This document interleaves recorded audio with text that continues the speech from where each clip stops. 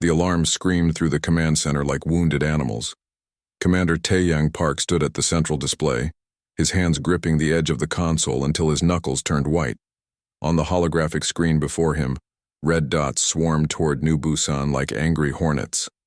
Each dot represented a Vrex bioship. Each ship carried thousands of the creatures. There were too many to count. Taeyang had fought the Vrex before. Everyone in the Earth Defense Force had. They were the nightmare that had swept through the galaxy. For the past 3 years, destroying everything in their path. 3 entire alien civilizations had already fallen to them. Billions dead. Whole worlds burned to ash. But this was different. This time, they were attacking a human colony. This time, they were attacking his people. Commander, they will reach the orbital platform in 12 minutes, a young officer said. Her voice shook slightly. Taeyang recognized her. Lieutenant Bo-Ra Kim, fresh from the academy.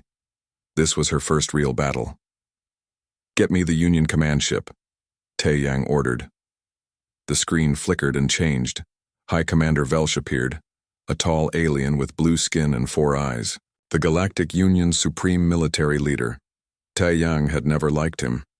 Commander Park, Velsh said in his calm, emotionless voice. We are tracking the Vrex approach. You will maintain defensive positions according to Protocol 7.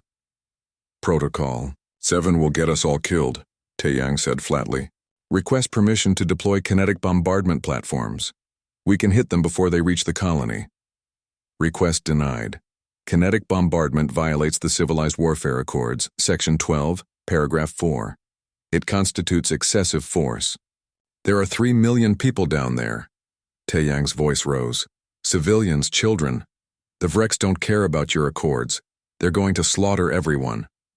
Commander, you will follow Union protocols, or you will be relieved of command. Is that clear? Taeyang stared at the alien on the screen. He thought about his brother.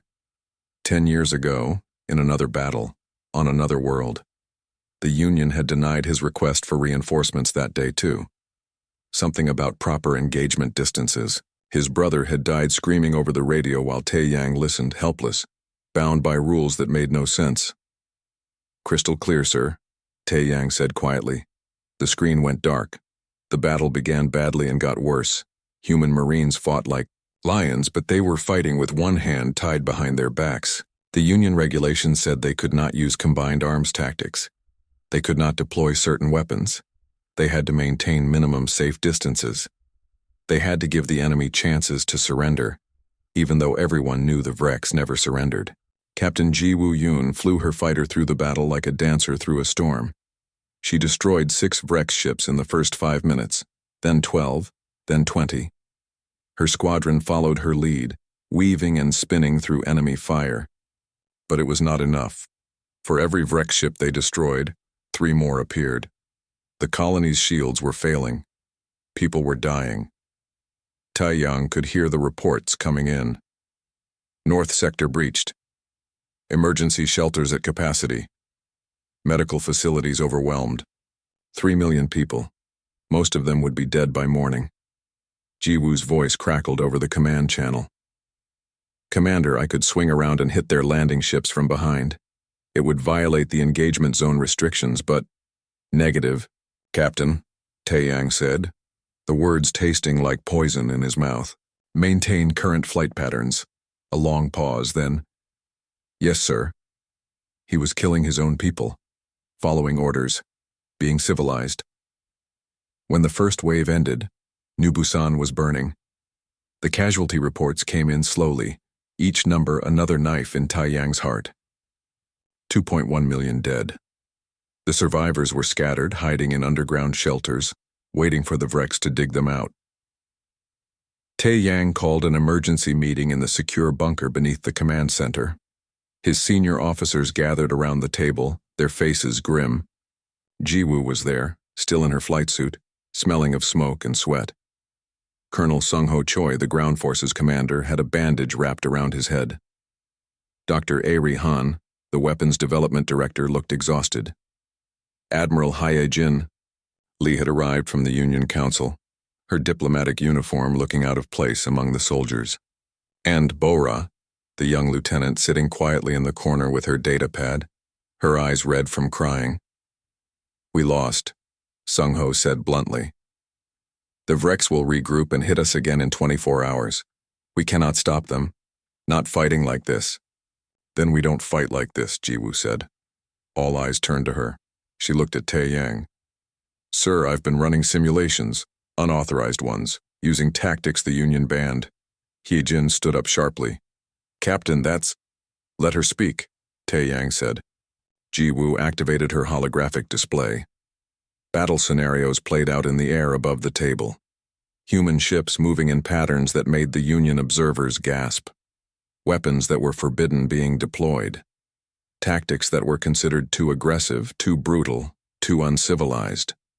In every simulation, humanity won. "This is illegal," Hye-jin said quietly. "The Union will expel us. They might even attack us." "Then let them," Sung-Ho growled. "I would rather die fighting our way than die following their rules." Bo-Ra cleared her throat. Everyone looked at the young officer. She held up her datapad with shaking hands. "I found something, in the Union's classified files. I was not supposed to be looking, but I was curious." She displayed documents on the main screen. Messages between Union officials. Plans. Strategies. All of it showed the same thing. The Union had been deliberately holding humanity back for decades. They had blocked human technology advances. They had sabotaged weapons research. They had written the Civilized Warfare Accords, specifically to neutralize human advantages in combat. One message stood out. It was from High Commander Velsh himself, written 5 years ago. "Humanity remains the most dangerous species in the Union. Their capacity for violence and innovation must be controlled. If they ever fight unrestricted, they could destabilize galactic order. Recommend continued suppression protocols." The room fell silent. Tae-Yang stood up slowly. He walked to the window and looked out at the burning colony below. Somewhere down there, people were dying. His people, because he had followed the rules. Because he had been civilized. He thought about his brother's last words. He thought about the 2 million people who had died today. He thought about every battle he had fought with one hand tied behind his back. Every friend he had lost because the Union did not trust humans to fight their own way. He turned back to his officers. "Here is what we are going to do," he said, his voice hard as steel. "We are going to ignore every single Union protocol. We are going to use every weapon in our arsenal. We are going to fight the way humans were meant to fight, and we are going to show the Vrex exactly what happens when they attack Earth." "Commander," Hye-jin began. "Admiral, with respect, I am done asking permission. Are you with me or not?" Hye-jin looked at him for a long moment. Then she nodded. "I am with you." One by one, the others nodded too. Jiwoo smiled grimly. Sung-Ho cracked his knuckles. Airi pulled up weapon schematics on her pad. Even young Bo-Ra straightened her shoulders. Tae-Yang walked to the communications console. He opened a channel to every human ship and station in the sector. His voice went out across space, reaching thousands of soldiers who were tired of dying while following someone else's rules. "Attention all Earth Defense Forces. As of this moment, we are fighting this war our way. Ignore all Union protocols. Use every weapon you have. Show no mercy to the Vrex. To our Union allies, you have 2 choices. Stand with us, or get out of our way." He paused, looking at each of his officers in turn. "Let them see what humans can really do." "Park out." The Vrex came again 6 hours later, expecting another easy victory. They were wrong. Jiwoo sat in her fighter, her fingers dancing across the controls. Behind her, 40 other pilots waited for her signal. They were spread across the asteroid field in a pattern that would make Union observers scream. Too close together. Too aggressive. Too dangerous. "Perfect. Remember," she said over the squadron channel, "no more rules. No more playing nice. We hit them with everything we have." The Vrex fleet entered the kill zone. Jiwoo smiled and pressed the button. Kamikaze drones launched from hidden positions throughout the asteroid field. Thousands of them, small, fast, and packed with explosives. The Union had banned them 20 years ago, calling them inhumane and excessive. Right now, they were the most beautiful thing Jiwoo had ever seen. The drones swarmed the Vrex ships like angry bees. Explosions lit up the darkness of space. Vrex bioships cracked open, spilling atmosphere and bodies into the void. In the first 30 seconds, the enemy lost 200 ships. All fighters attack Pattern Omega, Jiwoo ordered. Burn hard and get close! Her squadron dropped from the asteroids like hunting hawks. They accelerated past safe speeds, their engines screaming. Union regulations said fighters should maintain a minimum distance of 5,000 meters from enemy capital ships. Jiwoo and her pilots closed to 50 meters. At that range, they could not miss. More importantly, the Vrex could not effectively fire back without hitting their own ships. The human fighters wove between the bioships, firing constantly, destroying everything they touched. Meanwhile, the larger human warships performed what the Union called suicide burns. They pushed their engines far past safe limits, accelerating directly toward the enemy fleet. Warning alarms screamed. Hull temperatures rose into the red zone. Engineers shouted warnings that were ignored. When they reached point-blank range, they opened fire. Railguns that could crack a planet. Plasma cannons that burned hot enough to melt steel in microseconds. Nuclear-tipped missiles that the Union had forbidden in space combat. The Vrex died by the thousands. On the ground, Colonel Sung-ho had stopped playing by the rules, too. The Vrex ground forces expected a conventional defense. They got something else entirely. Sung-ho had spent 20 years studying Earth's military history. He knew about Stalingrad and Vietnam. He knew about guerrilla warfare and ambushes. He knew about fighting dirty when you had to. The Union called those tactics dishonorable. Sung-ho called them effective. His Marines did not meet the Vrex in open battle. Instead, they used the colony's underground tunnels. They set traps and ambushes. They would attack suddenly, kill as many enemies as possible, then disappear before the Vrex could respond. And they used weapons that made the Union diplomats pale. Biological agents designed specifically to attack Vrex metabolism, chemical weapons that the civilized warfare accords had banned. Psychological warfare tactics that exploited the hive mind's weaknesses. The Vrex had fought the Union for 3 years and won every battle. They had never faced humans who were truly trying to win. In the command center, Tae-young watched the battle unfold with grim satisfaction. The tactical display showed Vrex positions collapsing, their formations breaking apart. Their advance stalling. Bora worked at her console, her fingers flying across the keyboard. She had hacked into the Vrex communication network and was feeding them false information. Fake retreat orders. Invented human positions. Manufactured panic, Commander, she said. The Vrex are pulling back. They are confused. They do not understand what is happening. Good, Tae-young said. Keep them confused. Then another voice cut through the command channel. Hi, Commander Velsh, he sounded angry. Commander Park, you will cease all operations immediately. You are using banned weapons. You are violating every protocol. This is unacceptable. Then come and stop me, Tae-young replied calmly. You are risking humanity's position in the Union. There will be consequences. I just saved 3 million lives that your protocols would have let die. Talk to me about consequences after you explain that to them. Park out. He cut the connection. The battle lasted 6 more hours. When it ended, the Vrex had lost 40% of their fleet. The survivors retreated in disorder, fleeing the system entirely. New Busan was saved, but the victory came with a price. Union ships were already moving to surround human space. Messages flooded in from the Galactic Council, demanding explanations, threatening sanctions, calling for Tae-young's arrest. Dr. Ari entered the command center, looking tired but determined. She carried a data pad with technical specifications. Tae-young knew what she was going to say before she opened her mouth. I have been thinking, she said quietly. If we are truly doing this, if we are really fighting without restrictions, then I have something to show you. She pulled up schematics on the main display. A weapon system. Something massive. Something terrifying. The Prometheus system, she said. The Union ordered us to destroy it 50 years ago. We did not, we hid it. We kept working on it. What does it do? Admiral Hai-jin asked. It manipulates gravity. At full power, it can collapse a star. At lower settings, it can create temporary singularities, black holes that last just long enough to swallow an enemy fleet. The room fell silent. That is... Hai-jin searched for words. That is a planet killer. A system destroyer. Yes, Ari said simply. It is also the only weapon that can stop a full Vrex invasion fleet. Tae-young studied the schematics.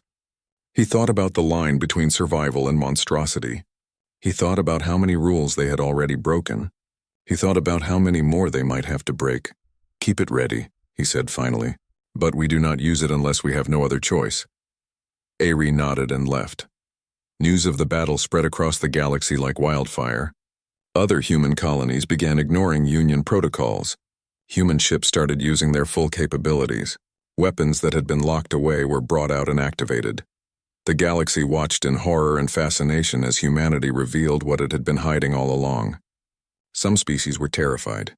Others were impressed.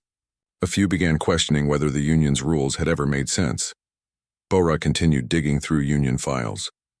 What she found made her sick. Messages between Union officials discussing how to keep humans controllable. Plans to sabotage human military development. Deliberate decisions to let human casualties mount in battles, to teach them that their way of fighting was wrong. She showed it all to Tai Yang.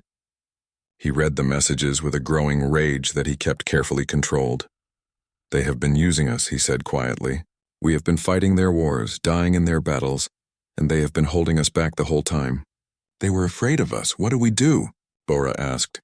"We show everyone the truth. Send these files to every news network in the galaxy. Union, independent, everyone. Let them see what their beloved Galactic Union really is." Bora hesitated. "That will start a political firestorm. Maybe even a civil war. Good, let it burn. They wanted to keep us civilized and controlled. Now they can deal with the consequences of treating us like dangerous children." The files went out across every communication channel in the galaxy. Within hours, protests erupted on Union worlds. Species that had lost their own people in battles began demanding answers. Why were certain tactics forbidden? Who decided what was civilized? Why were humans being suppressed? The Galactic Council convened an emergency session. High Commander Velsh tried to explain, tried to justify the policies, but the evidence was too clear. The manipulation too obvious. Some species sided with the Union, arguing that humanity was too dangerous to be unrestricted. Others sided with Earth, saying that survival mattered more than protocol. The galaxy was splitting apart, and somewhere in deep space, the Vrex War Master Krillvex watched it all with interest. The hive mind had fought many species. Most fought with rigid tactics and predictable strategies. The humans were different. Unpredictable, creative, dangerous. Krillvex studied the recordings of the new Busan battle, studied the tactics, the weapons, the sheer viciousness of the human attack. For the first time in 3 years, the Vrex swarm felt something it had not felt since entering this galaxy: respect. And with respect came determination to crush this threat before it could spread. The War Master began gathering its forces for a massive assault. If the humans wanted to fight unrestricted, then the swarm would show them what true unrestricted warfare looked like. 3,000 Union warships appeared at the edge of Earth's solar system. Their weapons were charged. Their shields were up. They had come to force humanity back into line. Tai Yang stood on the command deck of the orbital station above Earth, watching the enemy fleet approach. He did not call them allies anymore. Not after everything he had learned. Not after they had come here with guns pointed at his homeworld. "They are demanding our surrender," Bora said quietly. "They want you arrested. They want all our prohibited weapons destroyed. They want us to return to Union control. And if we refuse, they will attack. High Commander Velsh says they will disable our fleets and occupy Earth until we comply." Tai Yang smiled without humor. Let them try. The solar system had been prepared. Over the past 2 weeks, while the Union debated and argued, human forces had turned their home into a fortress. Asteroid bases bristled with weapons. Stealth satellites drifted silently through space, waiting to wake up and kill. Gravity mines were scattered throughout the system, invisible and patient. The Union thought they were coming to discipline wayward members. They were actually walking into a trap. The first Union ships crossed into Mars orbit. Tai Yang gave the signal. Space erupted with violence. The stealth satellites activated, their weapons catching the Union fleet by surprise. Gravity mines detonated, tearing ships apart with invisible forces. Railgun rounds fired from hidden positions in the asteroid belt, moving too fast to dodge. The Union forces reacted quickly. They were professional soldiers, experienced and well-trained. But they were used to fighting by rules, used to civilized warfare. Humans were not playing by those rules anymore. Jiwoo led her fighter squadron in a kamikaze run on the Union flagship. Not a suicide mission, just flying close enough and fast enough that the enemy thought it was.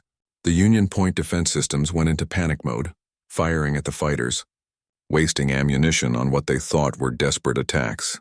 Then the fighters veered away at the last second, and the real attack hit. Antimatter missiles, launched from positions the Union had not detected. The flagship's shields collapsed. Its hull cracked. It did not explode. Taeyang had given orders to disable, not destroy. These were still people, even if they were enemies today. That was when the other Union species started breaking ranks. The Tal'Mari were a warrior species. They had fought beside humans for 80 years. They had seen their human comrades die following Union protocols that made no sense. They had watched humans get blamed for being too violent while also being expected to do the galaxy's dirty work.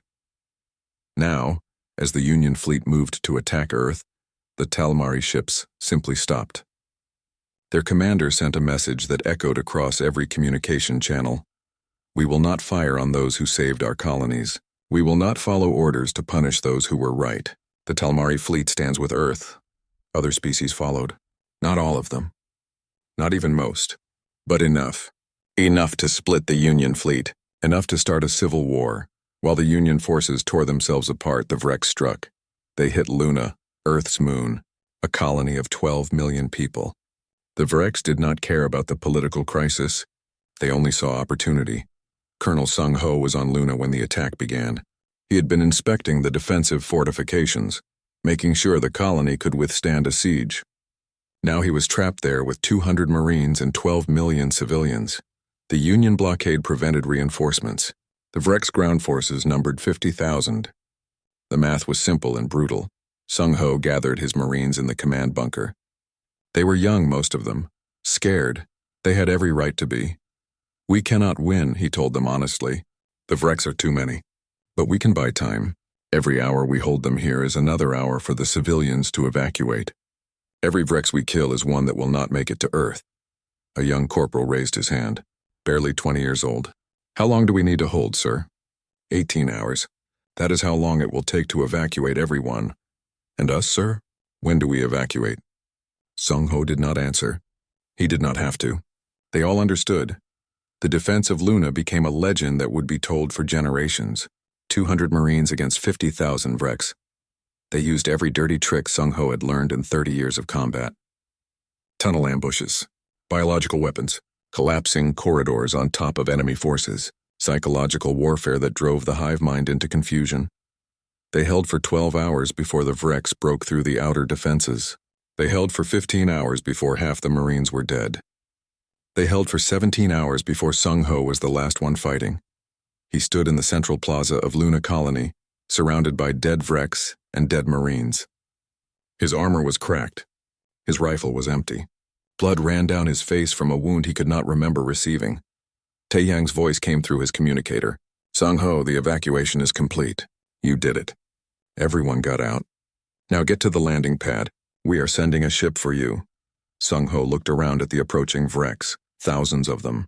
They had stopped shooting. They wanted to take him alive to understand what made humans so difficult to kill. He smiled and pulled out the detonator. "Sorry, Commander," he said. "No time for that. Tell my story. Make sure they know we bought every second. Sung Ho, do not, we bought you the time. Make it count. Show them what humanity is worth." He pressed the button. The nuclear device buried beneath the plaza detonated. The explosion vaporized everything within 5 kilometers. All the Vreks forces, the landing zone, the command structures. Sung Ho Taeyang watched from orbit as the flash of light marked where his friend had been. He stood silent for a long moment. Around him, the command center was quiet. Everyone had heard Sung Ho's last words. Then Taeyang turned back to his console. His face was hard. His eyes were cold. "Bora, how much evidence of Union manipulation do we have?" "Enough to bury them, sir. Messages, plans, recordings, everything. Send it everywhere. Every news network. Every government. Every military base. I want every being in the galaxy to know what the Union really is." "Sir, that will cause chaos. The Union might collapse entirely." "Good. Sung Ho died because they would not let us protect our own people. Let them all see the cost of their civilized warfare. The files went out. Within hours, protests turned into riots. Union member species demanded answers. Some left the Union entirely. Others called for reform. The galaxy had not seen this level of political chaos in centuries. High Commander Velsh was placed under investigation. The Galactic Council fractured. Half the Union fleet withdrew from Earth, refusing to follow orders anymore. The other half stayed, but they were no longer united. Admiral Hyejin worked day and night, talking to species leaders, building alliances, trying to create something new from the ashes of the old order. Dr. Ari stood in her laboratory, looking at the Prometheus system schematics. She had created weapons that killed thousands. She had designed the tools of war that humanity now wielded. She wondered if she was a hero or a monster. Bora barely slept. She monitored communications, tracked fleet movements, watched for threats. She had started this journey as an idealistic young officer. Now she understood the weight of command, the cost of rebellion, the price of freedom. Jiwoo flew patrol missions around Earth, her fighter always ready, always alert. She had lost friends in these battles. She had killed enemies by the hundreds. She wondered if they would ever be able to stop fighting, and Tae-yang stood watch over it all, the man who had made the choice to break the rules. He had saved millions of lives. He had also destroyed the only galactic government that had existed for thousands of years. He had freed humanity from restraints. He had also made them feared across the galaxy. History would judge whether he had been right. But history would have to wait. Because the Vreks were coming back, Bora's sensors detected them first. A fleet so massive it defied comprehension. 50,000 bioships, maybe more, all of them heading toward Earth. At the center of the fleet was something new.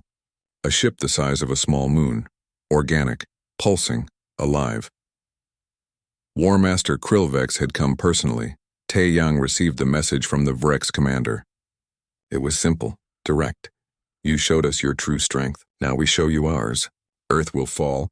Humanity will end. This is not negotiable.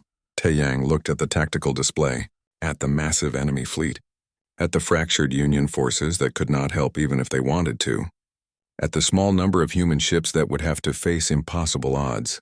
He thought about Sung-Ho's sacrifice, about every human who had died fighting the right way instead of the civilized way. Then he opened a channel to every human ship in the system. All forces, prepare for battle. They want to see what we can do when we stop playing nice. Let us show them. For Earth, for Sung-Ho, for every human who died following someone else's rules. We end this here. We end this now. The Vrek swarm hit Earth's defensive perimeter like a hammer striking glass. 50,000 bioships, all hungry, all deadly, all controlled by one brilliant mind. War Master Krillvex had studied humanity, had learned from their previous battles.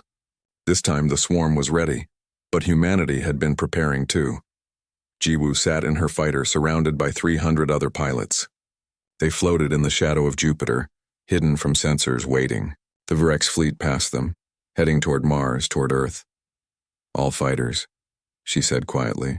Remember the plan. We are not trying to win. We are trying to buy time. The fighters emerged from hiding like ghosts.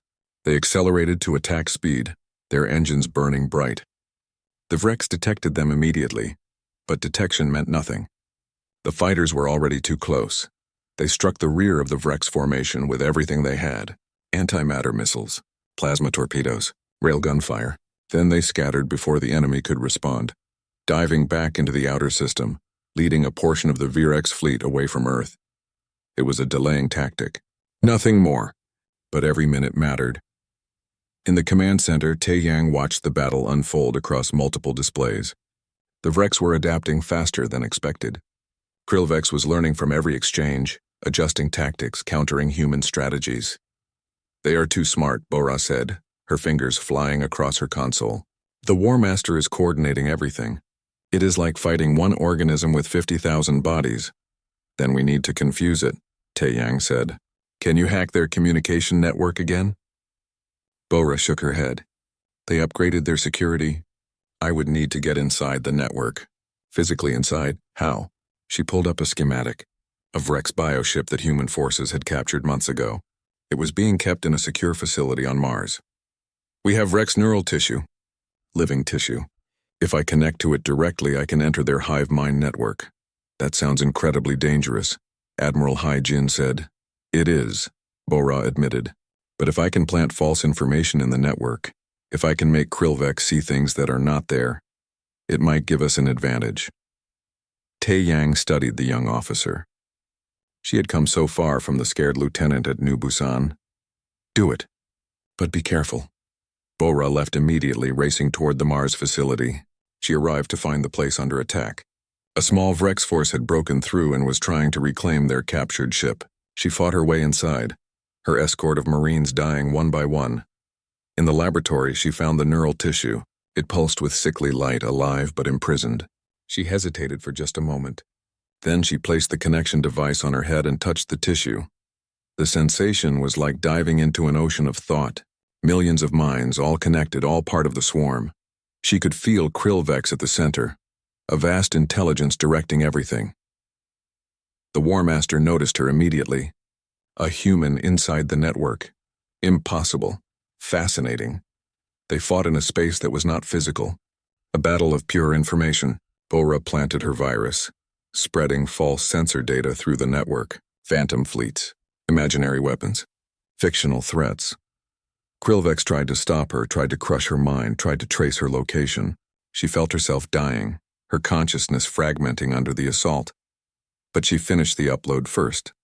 Then she ripped herself free, collapsing on the laboratory floor, bleeding from her nose and ears. The Marines found her barely alive. They carried her out as the facility exploded behind them. In space, the Vrex fleet suddenly became confused. Ships broke formation, chasing targets that did not exist. Krillvex raged, trying to sort truth from fiction, but the damage was done. Tae Yang seized the opportunity. Dr. Ari, activate the Prometheus system. Ari stood at the weapons console, her hands shaking. This was the weapon she had created. The weapon that could destroy a world. She had hoped never to use it, but Earth was dying. The Vrex were winning despite everything. This was the only choice left. She activated the system. Deep in space, hidden among the asteroids, the Prometheus weapon came online. It was not a gun or a missile. It was something far more terrible.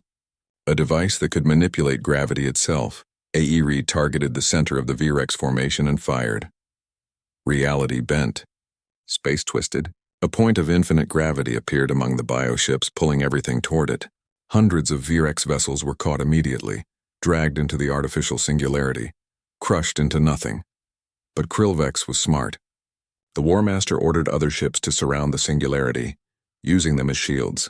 Thousands of Vrex drones died, sacrificed to protect the larger fleet. Airi watched in horror as her weapon consumed the living shields. She had a choice. Shut down and save those lives, or continue and destroy the enemy. She thought about Sung Ho. About the 200 Marines who died on Luna. About the 3 million civilians at New Busan. About every human who had died, because someone else said they could not fight hard enough. She kept the weapon firing. 20,000 Vrex. Bioships died in the artificial black hole. The enemy formation broke apart. Ships scattered in panic. The swarm had never experienced losses like this. Jiwoo saw the opening. Krillvex's command ship. The massive moon-sized organism that controlled the entire fleet. In the chaos it was exposed. She did not ask permission. She just acted. All fighters on me, she said. We are ending this. Her squadron followed her into the heart of the Vrex fleet. They flew through walls of fire, through clouds of debris, through impossible odds. One by one, the other fighters were destroyed. But Jiwoo kept going. She thought about her family, dead at Kepler 442. She thought about every battle she had fought with one hand tied behind her back. She thought about all the friends she had lost. She opened a private channel to Tae Yang. Commander, I can reach the War Master. I can kill it. But I will not be coming back. Jiwoo, do not tell my story, sir. Make sure they know we did not surrender. We did not give up. We fought the way we were meant to fight.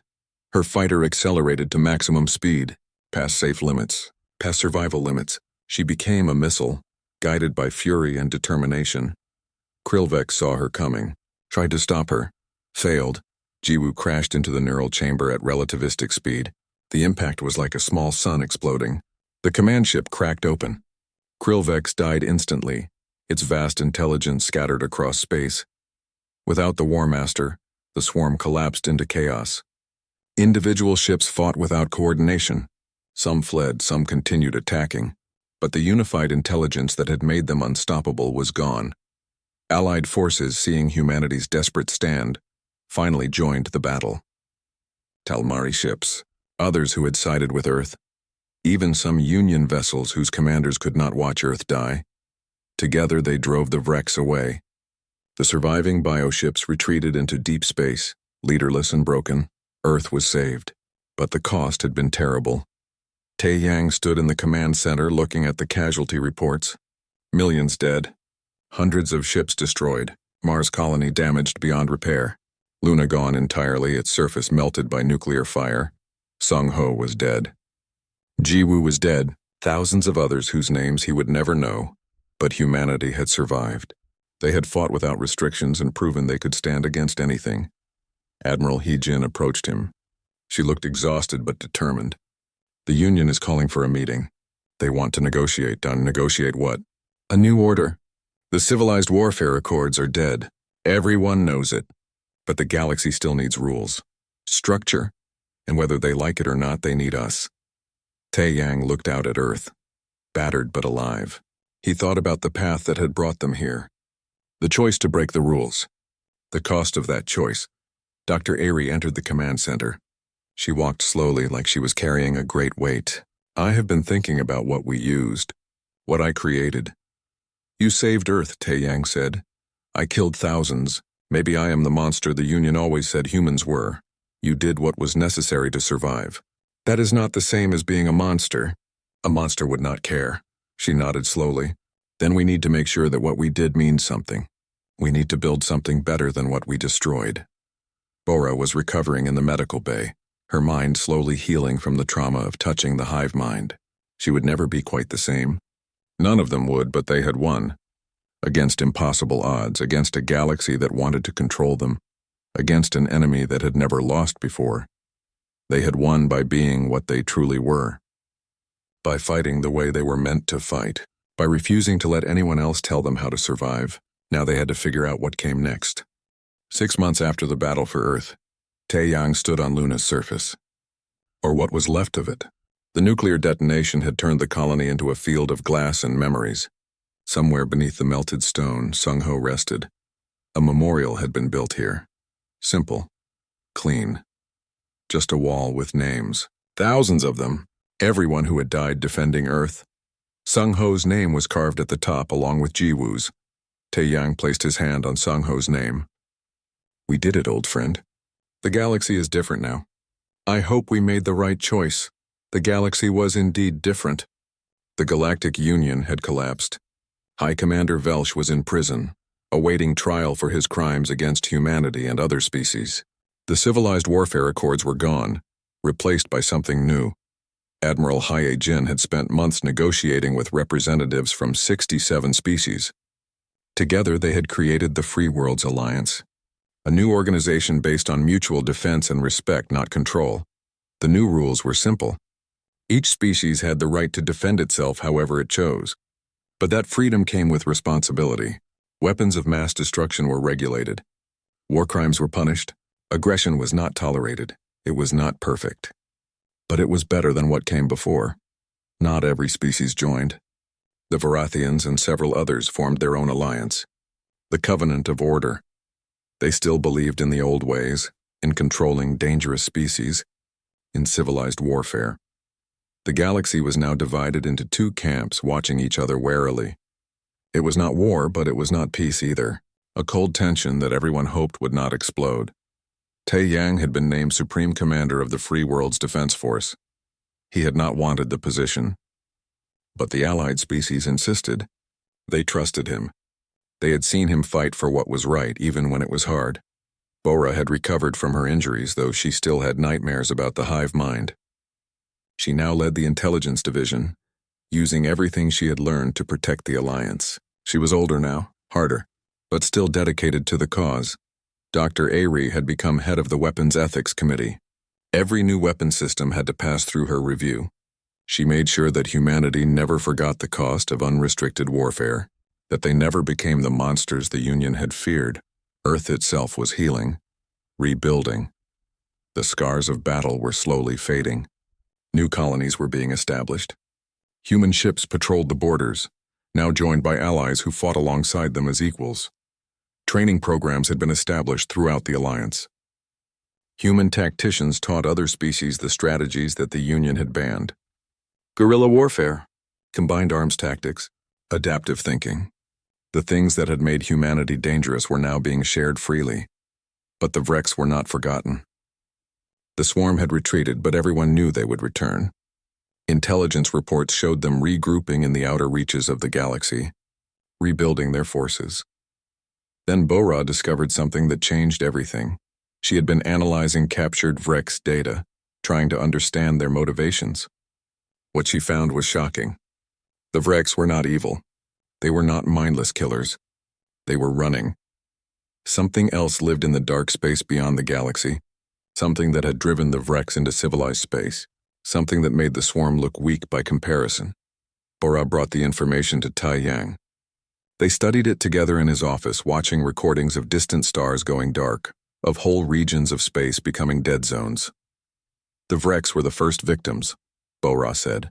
They invaded our galaxy because they had nowhere else to go. They attacked us because they thought we were weak, like the Union species. They did not know about humanity. Taeyang leaned back in his chair. So we have been fighting the wrong enemy? Not wrong, just incomplete. The Vrex are dangerous, but they are also desperate. And whatever is chasing them is coming here next. The revelation changed the strategic situation entirely. Taeyang called a meeting of the Alliance leadership. He presented the evidence, showed them what was coming. Some wanted to continue fighting the Vrex until they were destroyed. Others suggested reaching out, trying to negotiate. The debate lasted for days. Finally, Taeyang made a proposal that shocked everyone. We contact the Vrex, we offer them a choice. Join us or die fighting alone, because when that thing from dark space arrives, it will not care about our political differences. It will kill everything. Admiral He Jin supported him. We broke the Union's rules to survive. Maybe it is time to break another rule. The rule that says enemies can never become allies. The message was sent into deep space, toward the last known Vrex position. It was simple, direct, human, Vrex swarm. We know what you are running from.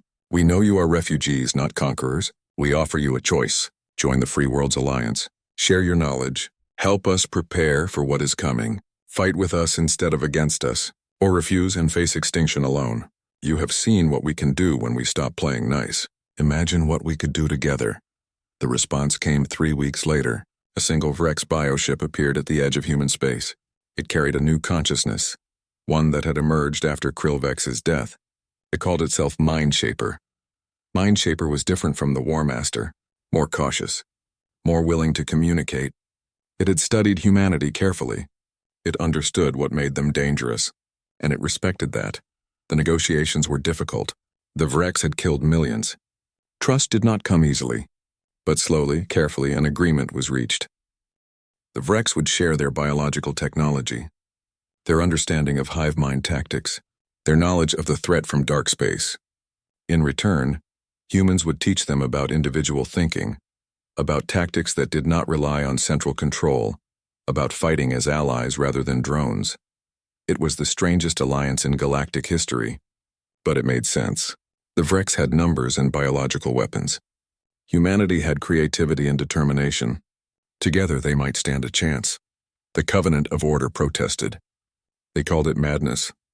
They said humanity was too dangerous, too willing to work with monsters. Some of them prepared for war, certain that the Alliance would eventually turn on them. Taeyang did not care what they thought anymore. He had made his choice.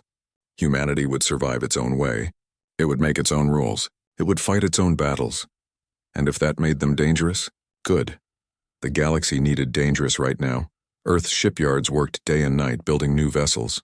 Human and Vrex technology merged, creating warships unlike anything the galaxy had seen.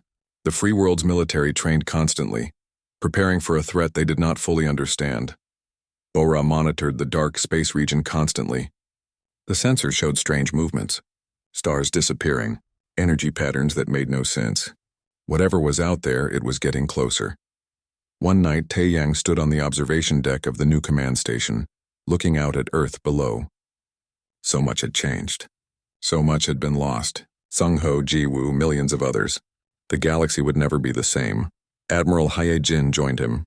They stood in silence for a while, watching their world turn slowly in the darkness. "Do you think we did the right thing?" she asked. "Breaking all the rules. Starting this war," Taeyang considered the question. "I think we did what we had to do. The Union wanted us to be civilized, to be controlled, to die quietly when our time came. We refused. We fought back. We survived. And the cost? Every victory has a cost. The question is whether the cost was worth it. I think about that every day." Bora's voice came through the intercom. "Commander, we are detecting anomalies in Sector 7. The same patterns we saw in the dark space recordings." Taeyang straightened. "Time frame? Unknown. Could be months. Could be years. But it is coming." Heejin looked at him. "Will we be ready?" Taeyang smiled grimly. "We are humanity. We survived the Union trying to control us. We beat the Vrex when they tried to destroy us. We turned enemies into allies. We built a new galactic order from the ashes of the old." He turned back to the window, looking at Earth with all its scars and strength. "Whatever is coming, it is about to learn something important, something the Union learned, something the Vrex learned, something that every enemy of Earth eventually learns." "What is that?" Yejin asked. Taeyang's reflection in the window showed a man who had aged years in months, who had lost friends and gained enemies, who had broken every rule and rebuilt the galaxy. But his eyes were still hard, still determined, still human. That humanity never stops fighting, that we never surrender, that we never let anyone tell us how we are allowed to survive. They wanted us to play nice. They wanted us to follow their rules.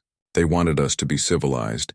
He turned to face her fully, and in his expression was everything that humanity had become. Dangerous, determined, unbreakable. Let them come. Let them see what happens when we stop playing nice. We will be ready. We will fight. And we will win. Because that is what humans do. We survive.